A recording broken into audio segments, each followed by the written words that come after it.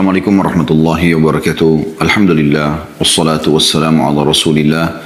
Segala puji dan puja kehadirat Allah subhanahu wa ta'ala, juga salawat dan taslim kepada Nabi besar Muhammad sallallahu alaihi wa ala alihi wa sahbihi wasallam. Saudaraku seiman, waktu terus berlalu.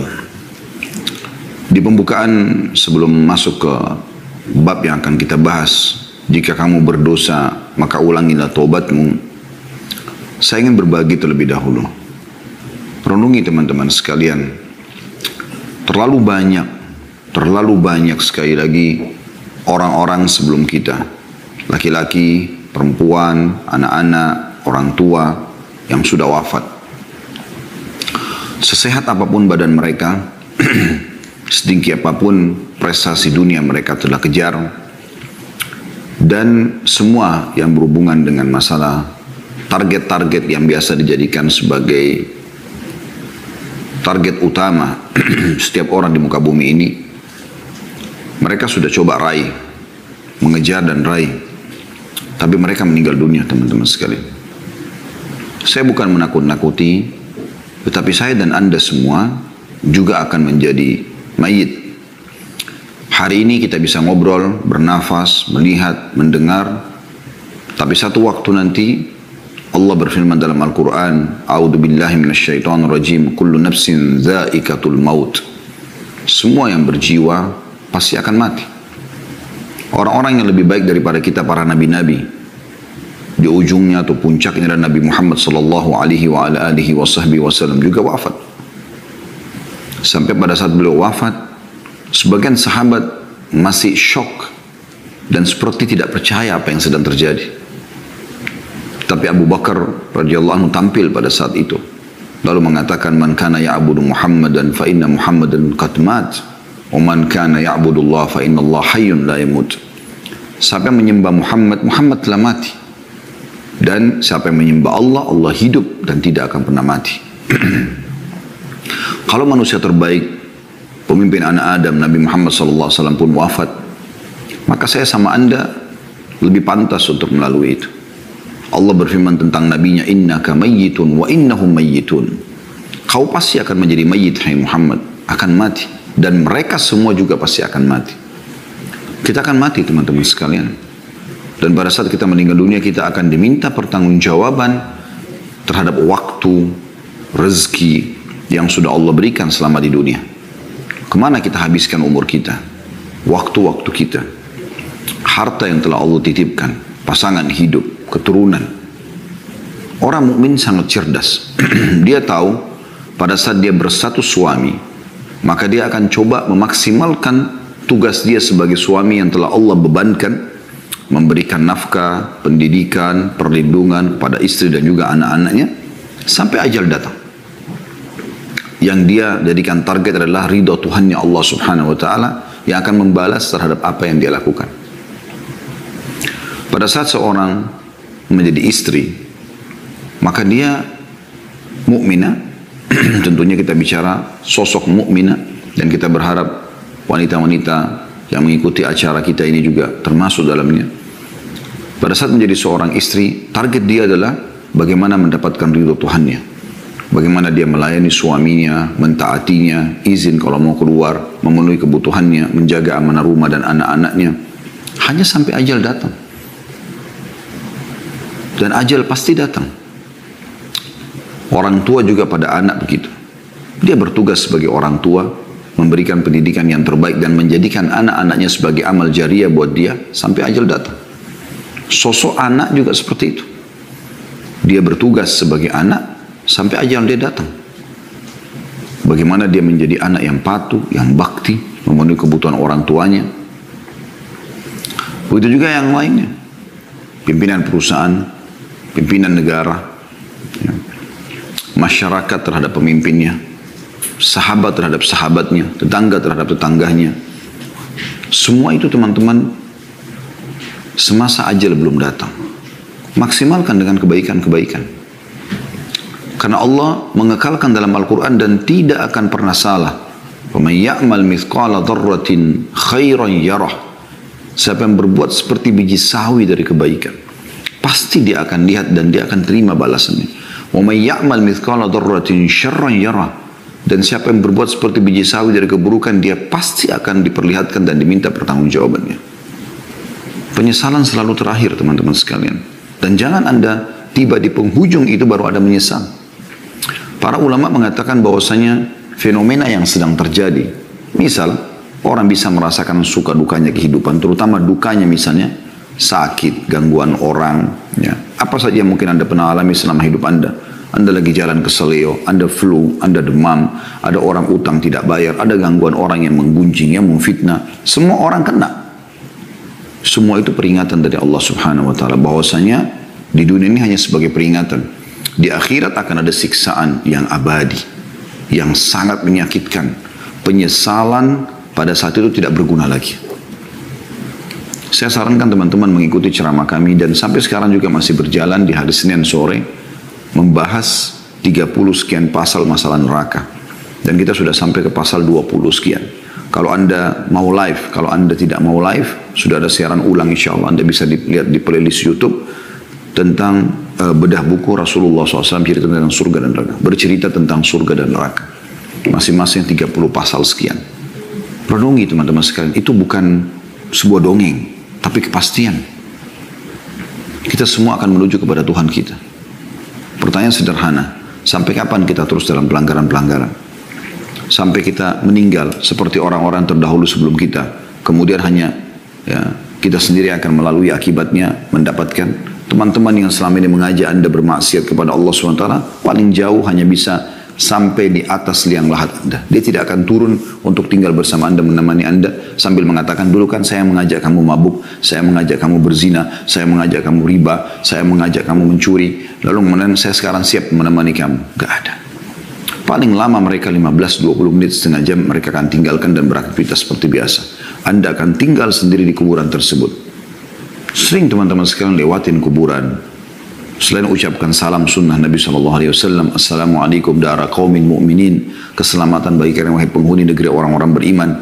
Ya, antumus sabiqun, nahnu insyaallah bikum lahiqun. Kalian telah mendahului kami, kami akan menyusul kalian. Ghafarallahu mustaqdimina minkum wal mustakhirina minna. Semoga Allah memaafkan orang-orang terdahulu di antara kalian yang sudah mati duluan, dan orang-orang yang di antara kami akan menyusul.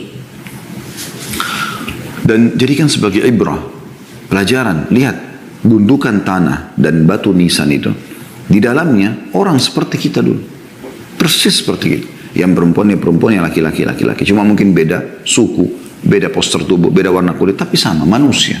Judulnya manusia. Kita pun akan sama dengan mereka. Jangan nanti teman-teman tiba-tiba Anda jatuh, terpeleset, Anda meninggal, Anda lihat malaikat maut, Anda tiba-tiba sudah tinggal ruhnya menyaksikan bagaimana jasadnya dimandikan, bagaimana dipikul, bagaimana masuk ke kuburan, lalu Anda pindah ke alam barzah dan sampai kepada pembangkitan di mahsyar, sampai akhirnya neraka depan mata, baru Anda mau menyesal semua. Ini rukun iman kita. Oleh karena itu teman-teman, mari sama-sama kita coba. Saya juga sama dengan Anda, sama-sama kita sedang coba menyempurnakan hijrah kita kepada Allah Subhanahu wa Ta'ala. Buku yang sedang kita bahas ini membahas tentang masalah kiat-kiat hijrah dari keadaan yang terpuruk, jauh dari agama, tidak faham, tidak mengingat akhirat, tidak tunduk kepada Allah Subhanahu wa Ta'ala, kepada ketaatan. Begitu dikatakan dalam judulnya, kiat-kiat hijrah dari kemaksiatan dan istiqamah dalam ketaatan. Kesempatan ini insya Allah kita akan bahas tentang masalah judul yang diangkat oleh penulis, jika dosa berulang maka ulangi taubatmu. Perlu saya titik beratkan dulu, bahasan ini teman-teman sekalian bukan berarti oh ternyata pintu tobat masih dibuka, ya nggak apa-apa saya buat dosa lagi, nanti saya tobat lagi. Bukan itu maksudnya. Siapa yang menjamin Anda teman-teman sekalian pada saat Anda sudah taubat lalu kemudian Anda buka pintu nasihat, Anda masih bisa taubat lagi? Mungkin Anda tidak sempat taubat. Berapa banyak orang yang tadinya sudah istiqamah di jalan Allah Subhanahu wa Ta'ala, dia sudah bisa merasakan walaupun sedikit nikmat keimanan, nikmat sholat berjamaah, nikmat tutup aurat, nikmat berdoa, nikmat berzikir, nikmat majelis ilmu. Dia sudah bisa merasakan manisnya iman. Tapi karena dia merusak sendiri dengan pergaulan, dengan lingkungan, dengan tempat kerja, dengan tontonan, dengan hal-hal yang didengar dan segala macam, dan dia tidak segera taubat kepada Allah Subhanahu wa Ta'ala, akhirnya dia terjerumus dalam dosa. Dan ternyata dia meninggal dalam keadaan itu. Sehingga akhirnya ada konsekuensi hukuman. Kita butuh teman-teman sekalian, pada saat kita sudah taubat kepada Allah Subhanahu wa taala, taubat yang tulus, yang itu sudah kita bahas pada bulan yang lalu, dan kita istiqomah di atas kebaikan itu. Oleh karena itu saya pernah sampaikan kiat-kiat istiqomah dari kami, jangan pernah tinggalkan majelis ilmu. Selalu dengarkan, buat simbol hidup kita tidak ada hari tanpa ilmu. Kemudian amalkan ilmu itu. Sudah berapa kali Anda dengarkan tentang sholat malam, tentang sedekah, tentang zikir, tentang doa, tentang segala macam amal soleh. Sudahkah Anda terapkan dalam kehidupan Anda? Terapkan. Dan sudah sering saya bahasakan, paksakan. Paksakan sholat malam, paksakan sholat duha, paksakan sholat ke masjid, paksakan baca Quran, paksakan berzikir, paksakan berdoa, paksakan bakti sama orang tua, paksakan bersedekah, paksakan haji dan umroh, paksakan semuanya. Walladzina jahadu fina lanahdiyannahum subulana, kata Allah SWT. Orang-orang yang memaksakan diri, berusaha ya, menuju ke jalan kami, kami akan berikan dia panduan ke jalan-jalan kami. Paksakan saudaraku sini. Di tangan Anda semua keputusan itu. Kemudian bentuk komunitas yang baik. Mulai sekarang semua teman-teman harus yang soleh bagi laki-laki dan soleh bagi perempuan. Hapus semua dan keluar dari grup di WA yang tidak ada manfaatnya. Isinya foto-foto vulgar, perkataan-perkataan yang tidak baik, gunjing orang. Tutup. Anda manusia lemah. Kita ini lemah teman-teman sekalian. Mudah sekali terpengaruh. Kita ini sangat sensitif manusia itu. Sangat sensitif. Saya pernah bahasakan dan saya kasih contoh, saya ulangi lagi. Saya bisa pada saat memegang misalnya taplak meja ini, saya bisa seketika mengetahui kalau benda ini kasar atau halus. Saking sensitifnya manusia. Kita pada saat memegang sesuatu kita bisa tahu ini dinding ini dingin misalnya, kasar atau halus, atau misalnya dingin ataupun panas misalnya suhunya. Kita seketika bisa tahu. Misalnya kalau karena ruangan dingin misalnya, atau lagi musim dingin, atau lagi musim panas, gitu kan. Kita bisa bedakan teman-teman sekarang seketika bau itu wangi atau busuk. Kita bisa seketika membedakan ini terang atau gelap dengan mata kita selama masih normal. Kita bisa bedakan mana intonasi suara yang keras, mana yang kecil dengan kuping kita. Kita bisa bedakan dengan lidah kita, oh ini manis, oh ini asam, oh ini pedas. Kita bisa rasakan semuanya seketika. Jadi kalau Anda mendengar sesuatu yang berbau kemaksiatan lalu Anda mengatakan saya tidak terpengaruh, itu nggak mungkin. Memang harus tutup kuping itu. Para salafus saleh kalau lewat mendengarkan musik atau mendengarkan sesuatu yang bisa mengganggu imannya, mereka tutup kuping mereka. Segera selamatkan diri. Lisan, kontrol. Sebelum mengucapkan teman-teman, pikir dulu. Ucapan ini perlu nggak saya sampaikan? Perlu nggak saya ucapkan? Kalau enggak, jalankan sabda Nabi SAW. Man kana yu'minu billahi wal yawmil akhir falyakul khairan aw liyasmut. Siapa yang mengaku beriman kepada Allah dan hari akhir, ucapkan yang baik saja atau dia diam. Sampai pernah Nabi SAW mengingatkan, banyak orang masuk neraka karena lisannya. Maka kata Muadz bin Jabal, ya Rasulullah, apakah kami akan dihisab sama Allah karena lisan kami? Kata Nabi SAW, celaka hai Muadz kalau kau tidak tahu. Mayoritas orang masuk neraka justru karena lisannya. Sampai kata Nabi SAW, siapa yang bisa menjamin untukku apa yang diantara dua pipinya, lisannya, dan apa yang diantara dua kemaluan, dua pahanya, kemaluannya, maka aku akan jamin baginya surga. Kontrol. Kontrol teman-teman sekalian. Keputusan di tangan Anda. Dan Anda akan bertanggung jawab dengan itu semua. Bentuk komunitas yang baik. Nggak ada lagi grup-grup yang berbau kemaksiatan. Nggak ada lagi teman-teman tempat curhat yang aneh-aneh. Tidak ada lagi tontonan hal yang didengar yang bisa membuat Anda terbawa dengan arus mereka. Kata Nabi SAW, min husni islamil mar' tarkuhu ma la ya'ni. Termasuk kesempurnaan Islam seseorang adalah meninggalkan apa yang tidak ada bermanfaat bagi dia atau tidak ada hubungannya sama dia.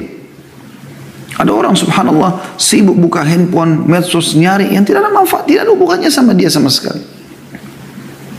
Masuk ke alam politik, dia sendiri bukan politikus, bukan alamnya. Atau masuk membahas tentang masalah rumah tangga orang lain, artis fulan yang cerai, ini, itu, segala macam. Semua informasi terkumpul. Kenapa Anda tidak lebih baik maksimalkan memori Anda itu untuk hafal Quran, untuk hafal hadis, isi dengan amal-amal saleh, minimal ya dicatatkan pahala walaupun itu sunnah, bukan sebuah kewajiban. Daripada nanti buku amal kita terisi dengan hal-hal yang kosong, mengkhayal, tidak ada gunanya. Tidak ada gunanya teman-teman sekalian. Menyesal loh terakhir itu, ingat itu, akan menjadi penyesalan. Semoga Allah selamatkan kita. Bahasan kita teman-teman sekalian adalah, kalau seandainya ada orang lakukan taubat nasuha, dia maksiat lalu dia taubat nasuha. Dengan syarat yang sudah kita sampaikan, Imam Nawawi rahimahullah mengatakan 3 syarat: meninggalkan dosa itu seketika, menyesali dan berjanji sama Allah tidak akan mengulanginya, akan diterima taubatnya. Tapi berjalan waktu, ternyata dia mengulangi lagi dosa dengan tidak ada maksud dari awal pada saat dia taubat. Ya, misal setelah 5 tahun, 10 tahun kemudian dia terjerumus lagi dengan perzinahannya atau dengan ghibah atau apa saja, karena lemahnya iman pada saat itu. Apa yang harus dilakukan? Taubat lagi. Tapi ingat ya, bukan taubat ini direkayasa. Artinya gini, dari awal waktu dia taubat pertama, dia tinggalkan dosa. Baiklah, zina berhenti, sesali. Tapi dia belum berjanji, belum bertekad. Kalau ada kesempatan, satu waktu, saya juga gampang taubat. Berarti taubat awal sudah tidak diterima sama Allah SWT. Ini betul-betul murni, dia tidak mau, dia menyesal, dia tekad benar-benar bulat. Satu waktu memang lemah imannya, lalu kemudian dia terjumus lagi. Apa yang harus dilakukan? Taubat lagi. Karena syaitan berhasil menyerang dia pada saat itu. Tugas dia adalah melawan syaitan itu. Melawan syaitan dengan apa? Dengan memberhentikan serangan syaitan tadi. Maksiat itu adalah serangan syaitan. Ibarat Anda kalau sedang ada godaan untuk berbuat dosa, misal mendengar yang haram, melihat yang haram, tangan menjamah yang haram, kemaluan melakukan yang haram, kaki melangkah yang haram. Ini sebenarnya Anda sedang diserang sama syaitan. Saya ulangi lagi. Anda sedang diserang sama syaitan. Yang ketiga kali saya ulangi. Anda sedang diserang oleh musuh Anda, syaitan. Pertanyaan saya teman-teman sekalian. Kalau Anda sedang diserang, apa yang Anda lakukan? Renungi. Perkataan ini renungi. Kalau Anda sedang diserang oleh musuh, apa yang Anda lakukan? Diam saja kah? Atau menangkis dan melawan? Tidak ada pilihan lain. Kalau Anda diam saja, berarti syaitan atau musuh kita leluasa. Dia mau penggal leher kita, dia mau tusuk dada kita, dia mau tusuk perut kita, terserah dia. Dan itu berbahaya. Kecil saja cuilannya sudah cukup membuat kita kesakitan. Allah mengatakan tentang syaitan, aduun lakum fattakhidu adua. Musuh kalian, maka jangan jadikan dia sebagai musuh. Tugas saya apa? Tangkis. Kan gitu. Kalaupun kita sudah menangkisnya, misalnya ada bisikan untuk berzina atau untuk ini dan untuk itu, lalu kita tangkis, enggak, saya enggak mau. Terus aja itu. Terus aja bergejolak karena dia lagi serang. Nah, caranya gimana supaya kita malah ya membuat dia jadi nggak bisa menyerang lagi kita? Kita harus kuat sekali bentengnya. Bentengnya adalah keimanan. Jadi beda teman-teman sekalian kalau benteng Anda itu cuman kalau kita ibaratkan rumah seperti pagar dari kayu yang rapuh. Ular datang ya, dan ular ini mau masuk menyerang Anda, maka dia dengan leluasa mematok kayu itu mungkin bisa merusaknya gitu. Tapi kalau Anda punya pagar atau tembok beton, ular ini biar matok nggak bisa apa-apa, patah malah giginya karena kuatnya. Nah, kekuatannya teman-teman adalah ilmu. Amalkan ilmu itu, selalu ya berdoa, berzikir. Itu ada senjata-senjata Anda. Kapan ada serangan langsung Anda bisa tepis. Bahkan Anda bisa menyerang kembali.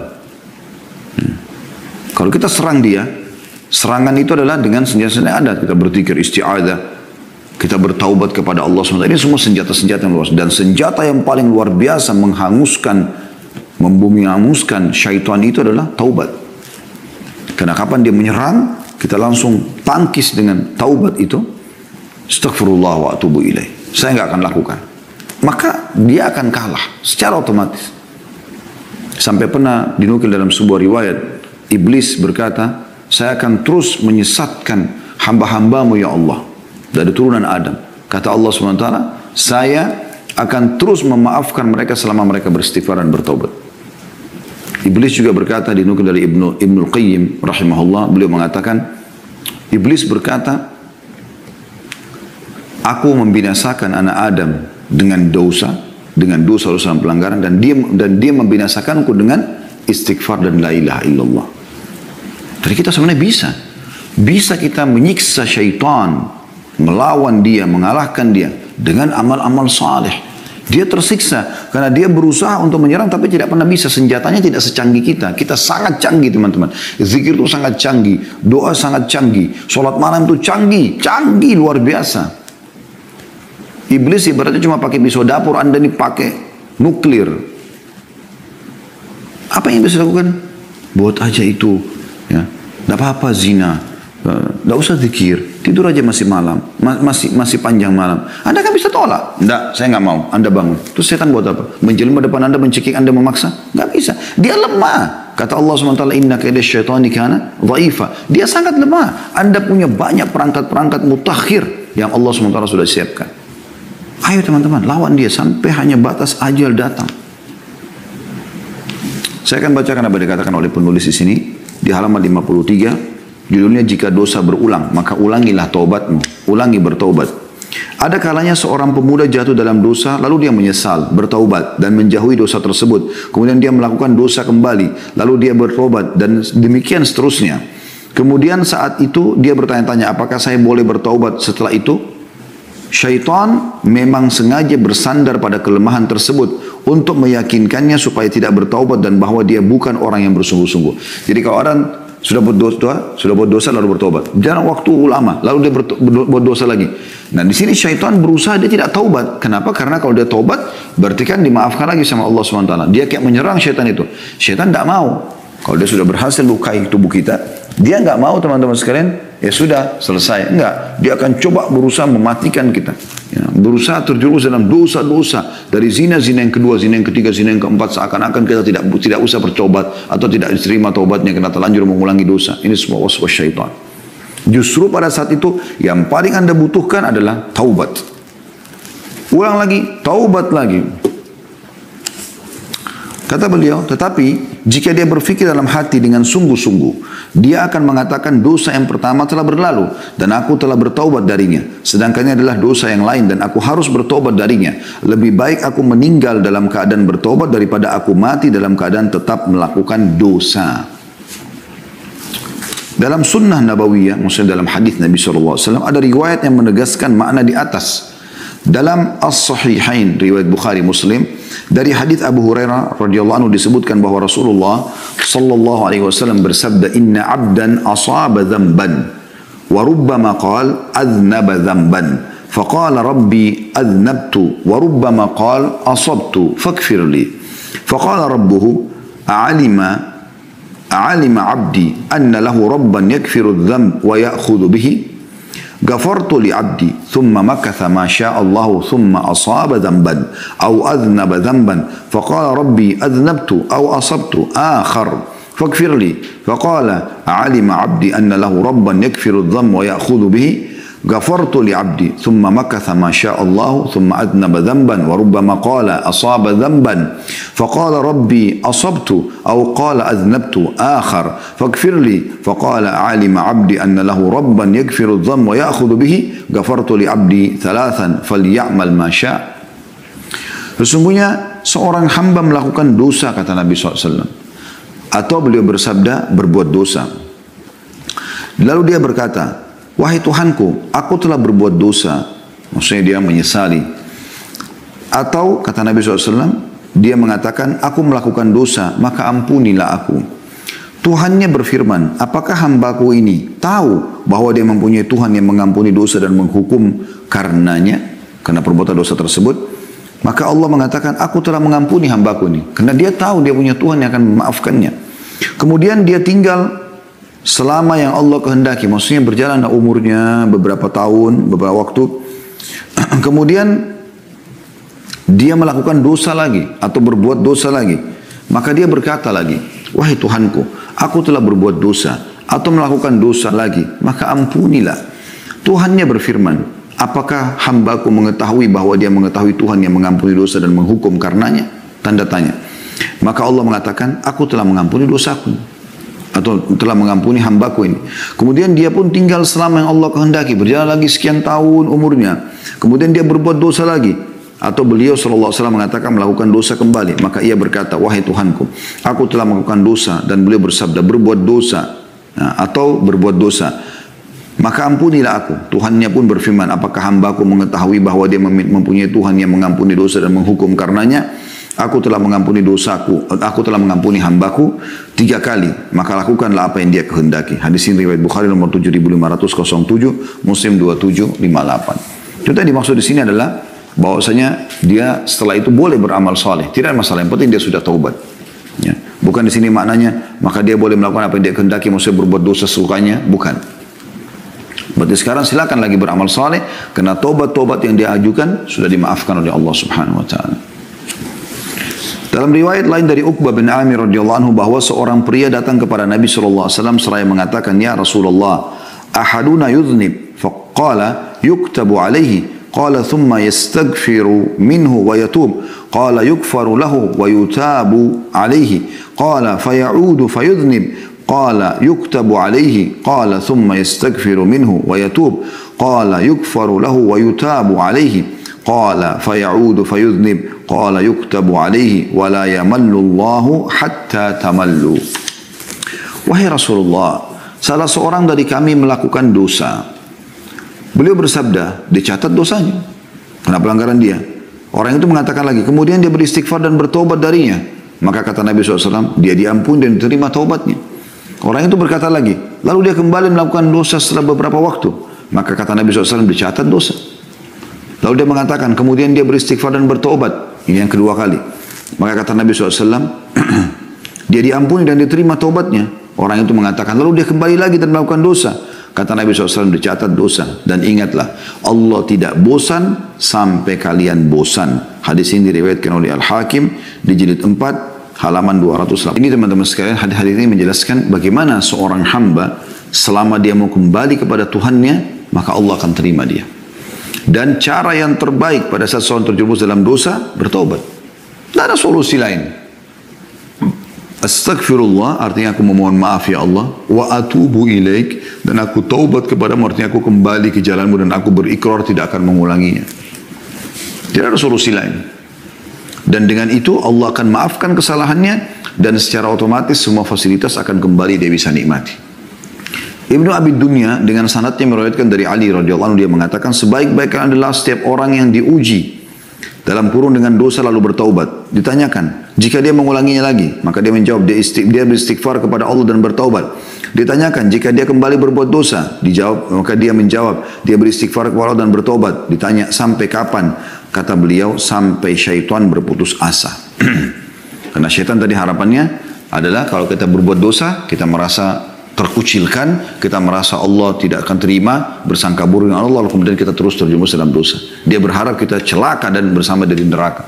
Oleh karena itu, yang terbaik adalah taubat. Lalu teman-teman sekalian, saya kembali mengingatkan, poin yang sedang kita bahas ini bukan berarti menggampang-gampangkan, oh kalau gitu buat dosa aja nggak apa-apa nanti tobat lagi. Itu berarti dari awal dia memang meremehkan masalah ini. Kita sedang membahas orang yang melakukan dosa, kemudian dia coba istiqomah, satu waktu dia safar satu negeri, dia terjerumus berteman sama orang-orang yang buruk, lalu terjerumus dalam dosa, kemudian dia kembali. Nah ini yang dimaksud di sini. Ya? Tidak boleh dia putus asa dari rahmat Allah Subhanahu Wa Taala. Tetap dia kembali kepada Allah Subhanahu Wa Taala. Tentu akan lebih baik, jauh lebih baik dan lebih afdal orang yang terus istiqomah dan tidak buat dosa. Misal, seseorang atau dua orang A sama B, dua-duanya umur yang sama, misal sama, anggaplah sama-sama laki-laki atau sama-sama perempuan.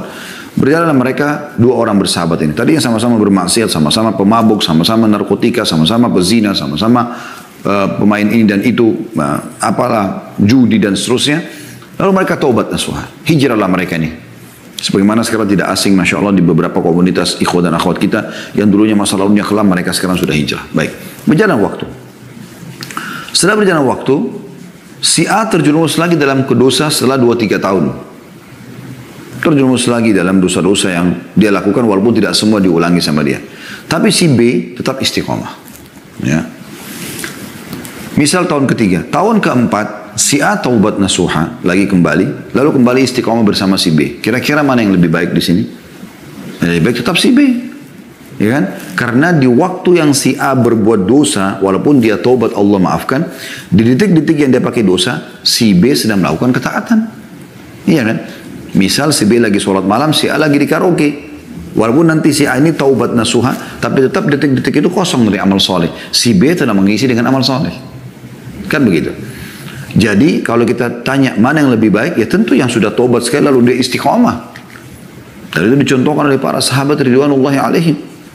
Mereka sekali masuk Islam, sekali taubat, mereka terus sampai meninggal dunia. Bahkan mereka berkorban ya, jiwa, hartanya sampai supaya mati dalam keadaan Islam. Nah, kalau ada yang terlibat dalam dosa, dia akan diterima taubatnya. Selama memang dia masih taubat nasuha.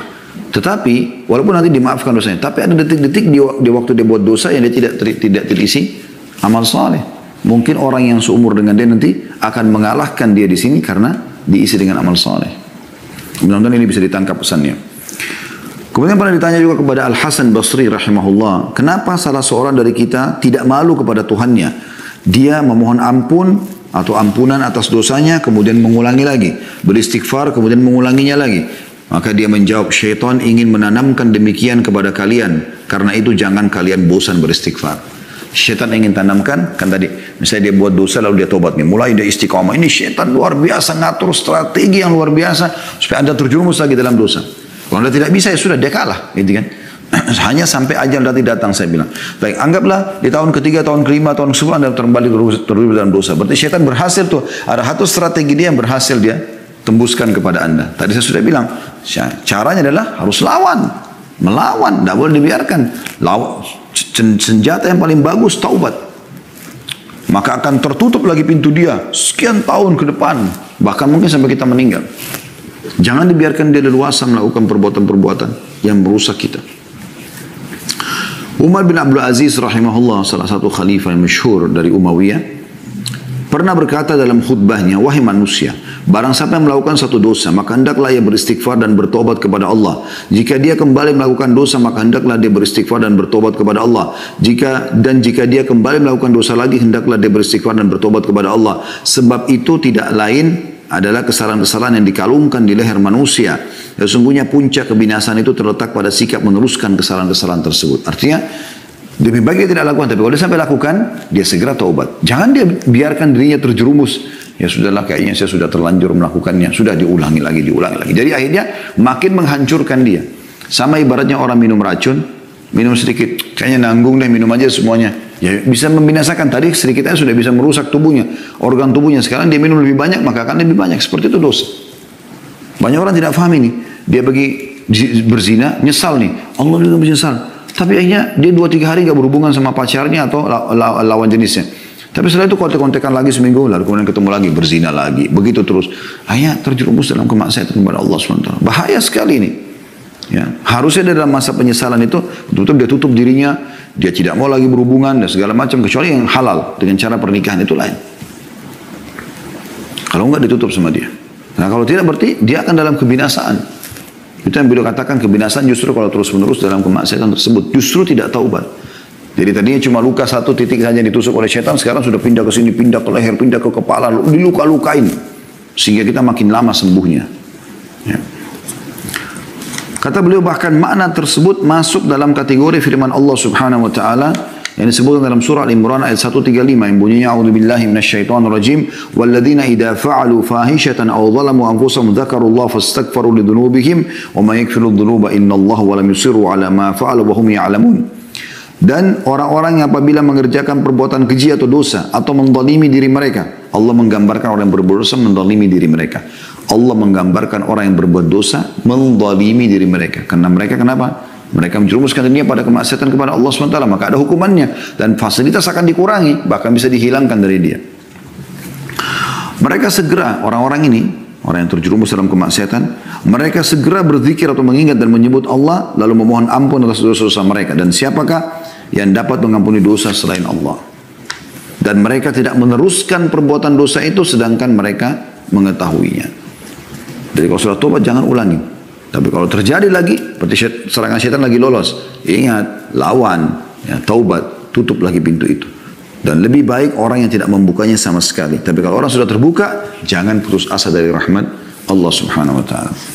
Juga firman Allah SWT dalam surah Al-A'raf ayat 201 yang berbunyi, A'udzubillahi minasyaitonirrajim. Innal ladzina taqaw idza massahum ta'ifun minasyaitani tadzakkaru fa idahum mubsirun. Sesungguhnya orang-orang yang bertakwa bila mereka ditimpa waswas dari syaitan, bisikan untuk menjerumuskan diri dalam kemaksiatan, mereka ingat kepada Allah dan maka ketika itu juga mereka melihat kesalahan-kesalahannya. Artinya dia merasa, oh ini salah, saya harus berhenti. Asal memang mereka mau menangkap sinyal-sinyal dari Allah Subhanahu wa taala. Ya. Nabi Yusuf AS pada saat digoda oleh istri majikannya, maka Allah mengatakan laula ar-ra'a burhana rabbi. Kalau bukan dia melihat petunjuk dari Tuhannya, maka dia bisa terpengaruh juga. Tapi pada saat orang membuat dosa itu sering ada sinyal dari Allah. Rasa takut, rasa khawatir, ya, ada yang lihat, apalah segala macam. Mungkin kalau orang mau berzina tiba-tiba telepon pasangannya masuk, apalah, ada saja. Maka dia berhenti. Oh ini peringatan dari Allah, harus berhenti. Lawan. Ya. Pergi, kerjakan ibadah. Gitu. Kemudian dalam surah Al-Baqarah 195 juga berbunyi, Allah berfirman, A'udzubillahi minasyaitonir rajim, wala tuhliku wala tulqu biaidikum ila tahluka. Saya ulangi, wala tulqu biaidikum ila tahluka. Dan jangan kalian menjatuhkan diri kalian ke dalam kebinasaan. Kemaksiatan adalah kebinasaan. An-Nu'man bin Bashir radhiyallahu anhu, sahabat Nabi yang mulia, mengomentari berkata, idza adnaba ahadukum fala yulqiyanna bi yadihi ila tahluka wa la yaqulanna la taubata li walakin liyastaghfirillaha wal yatub ilaihi fa innallaha ghafurur rahim. Jika salah seorang dari kalian melakukan dosa, maka janganlah sekali-kali dia menjatuhkan dirinya ke dalam kebinasaan. Jangan dia ulangi lagi, jangan dia ikutin bisikan syaitan, ya. Dan jangan pula sekali-kali mengatakan tidak ada taubat bagiku. Akan tetapi hendaklah dia beristighfar dan bertobat kepada Allah. Sungguhnya Allah Maha Pengampun lagi Maha Penyayang. Diriwayatkan oleh Al-Baihaqi dalam Syu'abil Iman di nomor 7092. Juga dari sahabat yang mulia Al-Bara' ibn Azib radhiyallahu anhu, beliau berkata, wa qala lahu rajul, ya Aba Umarah, wa la tulku bi aydikum ila tahluka, ahuwa ar-rajulu yalqa al-aduwa fayuqatilu hatta yuqtal? Qala la, walakin huwa ar-rajulu yuznibu adh-dhanb fayaqulu la yakfirullahu li. Bahwa ada seorang laki-laki bertanya kepadanya, kepada Al-Bara' ibn Azib radhiyallahu anhu, julukannya beliau Abu Umarah. Wahai Abu Umarah, apa makna firman Allah Subhanahu wa taala, dan janganlah kalian menjatuhkan diri kalian dalam kebinasaan, surah Al-Baqarah ayat 195. Apakah maknanya adalah seseorang bertemu musuh lalu berperang sehingga dia terbunuh? Kan di sini kalau ada terlihat ya, wala tulku bi aidikum ila tahluka, jangan kalian membinasakan diri kalian. Apakah maknanya ini adalah masuk medan perang bawa pedang lalu hadapi musuh sehingga kita terbunuh? Maka kata beliau, bukan. Tetapi maksudnya adalah orang yang melakukan satu dosa lalu dia mengatakan Allah tidak akan mengampuni dosaku. Ya, diambil dari Al-Baihaqi juga dalam Syu'abil Iman di nomor 7093. Juga firman Allah SWT, فَإِنَّهُ كَانَ لِلْأَوَّابِينَ غَفُورًا. Sesungguhnya Allah Maha Pengampun bagi orang-orang yang taubat. Surah Al-Isra ayat 25. Artinya Allah SWT akan menerima taubat. Tidak ada kata-kata putus asa. Yang penting kita mau memperbaiki. Sa'id bin Musayyab rahimahullah, ini salah satu ulama tabi'in, berkomentar, huwa alladhi yudhnibu thumma yatub, thumma yudhnibu thumma yatub, thumma yudhnibu thumma yatub. Yang dimaksud dengan tadi firman Allah Subhanahu wa taala dalam surah Isra ayat 25, fa innahu kana lil awwabina ghafura, dan sungguhnya dia Allah Maha Pengampun bagi orang-orang yang bertobat. Kata beliau adalah Sa'id bin Musayyib rahimahullah, yaitu orang yang berbuat dosa kemudian bertobat, berbuat dosa lagi kemudian bertobat, berbuat dosa lagi kemudian bertobat. Diambil dari sama Al-Baihaqi dalam Syu'abil Iman nomornya 7095. Juga diriwayatkan oleh Ibnu Jarir di jilid 15 halaman 69. Atha ibn Yasar rahimahullah, salah satu juga tokoh tabi'in yang masyhur, berkata tentang ayat tersebut, Al-Isra ayat 25 tadi ya, bahwasanya Allah mengampuni bagi orang-orang yang tobat atau Maha Pengampun terhadap orang yang bertobat. Beliau mengatakan, yuznibul abda thumma yatubu fayatubu Allah alaihi, thumma yuznibu fayatubu Allah alaihi, thumma yuznibu thalitha fa in taba Allah alaihi taubatan la tumha. Seorang hamba melakukan dosa kemudian bertobat, lalu Allah menerima taubatnya, kemudian dia bertobat dia berbuat dosa lagi, lantas bertobat, lalu Allah menerima taubatnya yang kedua kali. Kemudian dia melakukan dosa untuk yang ketiga kalinya. Jika dia bertaubat, maka Allah menerima taubatnya dengan taubat yang tak terhapuskan. Ya. Diriwayatkan oleh Ibnu Jarir, jilid 15 halaman 71. Artinya, seringnya taubat ini nanti akan membuat akhirnya Allah betul-betul menyelamatkan dia sehingga tidak terjerumus lagi dalam dosa. Juga dari Wahab bin Jarir rahimahullah, beliau berkata dari ayahnya, dia menuturkan, kuntu jalisan 'inda al-Hasan idh ja'ahu rajulun faqala ya Aba Sa'id ma taqulu fil 'abdi yudhnibu dhanban thumma yatub qala lam yazdad bi taubatihi min Allah illa dunuwa qala thumma 'ada fi dhanbihi thumma tab قال لم يزداد بتوبته إلا شرفا عند الله ثم ذكر حديثا عنه صلى الله عليه وسلم ثم قرأ إن الذين اتقوا إذا مسهم طائف من الشيطان يتذكروا فإذا هم مبصرون. Kata beliau, kami pernah duduk di sisi Al-Hasan, maksudnya Hasan Basri rahimahullah. Tiba-tiba seorang pria datang kepadanya dan mengatakan, wahai Abu Sa'id, Abu Sa'id julukannya Hasan Basri, apa yang anda katakan mengenai hamba yang melakukan satu dosa kemudian bertaubat? Al-Hasan Basri berkata, tidaklah perbuatan itu, ya, atau tidaklah dia bertambah dengan taubatnya melainkan semakin dekat dengan Allah. Dia buat dosa lalu dia taubat, berarti dia dekatkan diri kepada Allah. Ya. Lalu ditanya lagi, kemudian dia melakukan dosa lagi, lantas bertaubat. Maka katakan Hasan Basri rahimahullah, tidaklah dia bertambah dengan taubatnya melainkan semakin mulia di sisi Allah. Yang ternyata dia tahu Tuhannya ada, dia minta taubat lagi, dia minta diselamatkan dari syaitan karena dia sekarang sedang diserang dengan kembali kepada Allah. Kemudian dia menyebutkan sebuah hadis dari Rasulullah SAW lalu membaca firman Allah Subhanahu Wa Taala dalam surah Al-A'raf ayat 201, yang artinya sungguhnya orang-orang yang bertakwa bila mereka ditimpa was-was dari syaitan, mereka ingat kepada Allah dan ketika itu juga mereka melihat kesalahan-kesalahannya. Ya. Terus teman-teman sekalian, kesimpulannya adalah bagaimana seseorang jangan pernah putus asa dari rahmat Allah Subhanahu Wa Taala. Tentu dia berusaha istiqamah, tidak terjerumus lagi dengan dosa yang sama. Tapi kalau terjerumus dengan dosa yang sama atau dosa yang lain, jangan pernah berhenti untuk taubat. Minta keselamatan dari Allah Subhanahu Wa Taala dari serangan syaitan tadi. Kalau tidak, maka anda akan makin jauh dan akhirnya anda akan binasa. Ya, rugi dunia dan rugi juga akhirat.